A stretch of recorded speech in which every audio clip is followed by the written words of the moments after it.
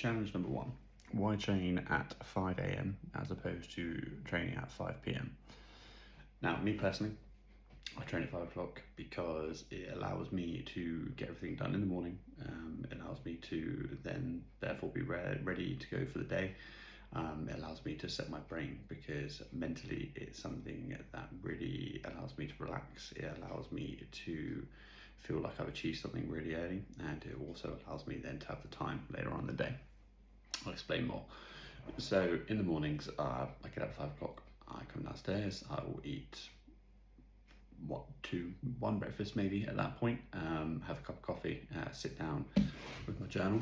I'll tag the link in here as well, because I think they're a brilliant company and they allow me a lot of structure for keep me focused, keep me in touch with what my family's got going on, keep me in touch with what I've got going on, and just really all the important things you've got going on that day. But as I say, I'll put the link in below because I think it's a fantastic journal to have. The next reason, so I get up, coffee, food, I sit here, journal for about 10 minutes, go through my daily planner, then I tend to set to work. So my first port of call would be to go in the gym next door. We built a gym in the garage. By having that, it allows me to stay close to home, doesn't mean I have to travel too far. I've got the monitors for the kids if I want to let my wife sleep in a little bit. It also allows me to touch base with just the sort of things I've got going on, you know. Like I said, for me, mentally, this is one of the most important parts of my day. In a world that's ever changing and mental health is at its highest, we don't see it stopping here. We feel like mental health, you know, if you look at the statistics, is going to continue to grow. Then I believe that the best thing for me as a person, as a dad, as a business owner, is to settle my brain before I have to engage with anybody else. So, and that sounds very negative, but it's not. I think for me personally, if I go in there and service my brain, service my needs, then that allows me to be a much fuller person for the day. Essentially, if I don't go and train, I find myself sat there thinking about training. Number one, I find that sort of just takes over my thoughts for the entire day. I end up thinking about what I've got to train, when I'm training. I find myself looking at my phone more frequently, just looking at my training plan. I wouldn't say it's obsession, I would say it's more just, I know I've got something I need to tick off my list that day, and in my journal, I put it down as my top priority for the reasons I explained a moment ago. So I think about that all day and just want to check that off my list. That's not always possible, granted, there's other things that come along. My fantastic little babies like to wake up sometimes at 5 a.m. with me, which is, you know, we'll put it this way, I see it as both a challenge and a delight. It's a delight because I get to spend extra time with my family, which I love. I get a bit of one time with my kids, especially in the morning when they're most docile. So it's quite a nice relaxed time, but yeah, 5 o'clock is early for anybody. So parenting at that time does come with its own challenges. But secondly, because you know, that then has a negative effect sometimes. If I am geared up to train, I wake up some mornings and I'm just fired up, ready to go.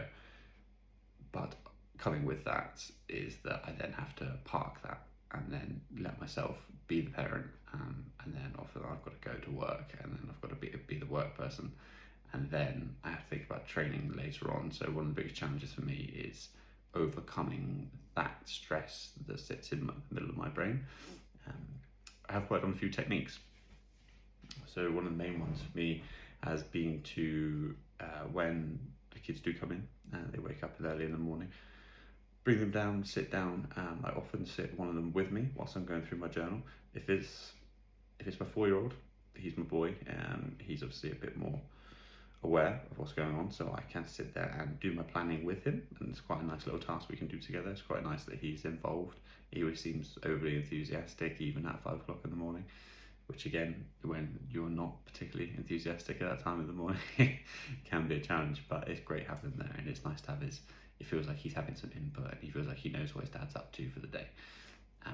When a 1-year-old comes downstairs, it's a little more different. It's usually food, milk, and a whole lot of just cuddles, which is fine by me. Also, sometimes, you know, the day calls for that.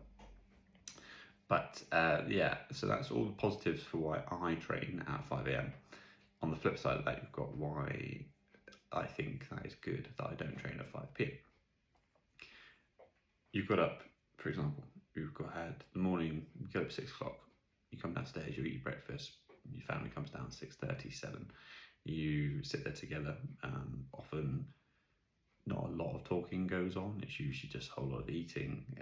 Then it's the process. You've got to get ready. You've got to get ready for school. You've got to get ready for nursery. You've got to get ready for work.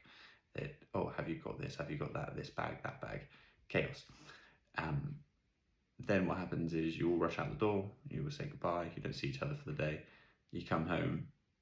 Arguably, you know, I finish work about 4:30. I get home. If I was to train at 5 o'clock, my kids see me come through the door or not come through the door, and then they see me disappear again. Now, in terms of parenting, that's fine. If you've got to train at 5 o'clock, you've got to train at 5 o'clock. You've just got to get up and get it done. And not say that all children are going to feel this way, but I know full well from experience with my family that my children tend like that. They tend to miss me. Getting back out the door is very tough, and I also feel an incredible amount of guilt to leaving the house. So that's sort of like a whole thing itself with parenting guilt, and I'm sure we'll get a video down the line about why that is such a significant factor, because there are days when you've got to go off on a 4-hour bike where the parenting guilt is going to come in quite hard, but we'll assess that later down the line. So if you know that's a long period away from your family, that doesn't just affect your kids, that affects you as well.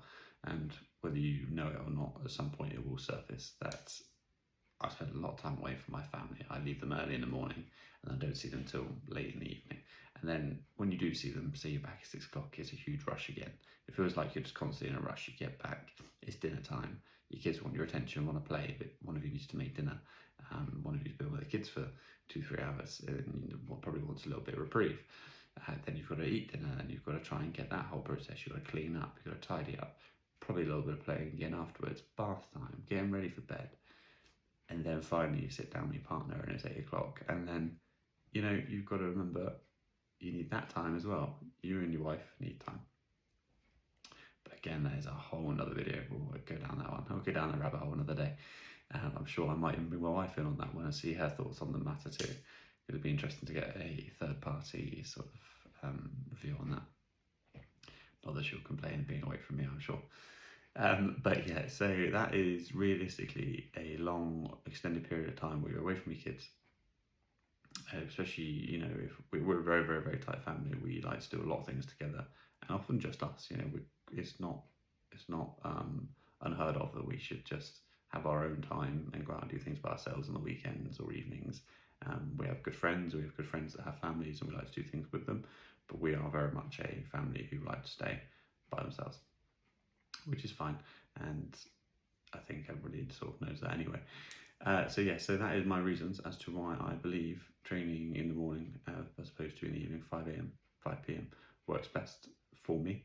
It's not for everybody, but you know, it's certainly something to give a go if you feel like you could benefit from that. I know not everybody likes to wake up at 5 o'clock in the morning, so 6 o'clock if you don't start work till 9, you know, however it works for you. But you know, if the key important things for you are to be present for your kids, be mentally stable for work, ready to go, and feel like you've achieved something first thing in the morning, 5 a.m.'s the way.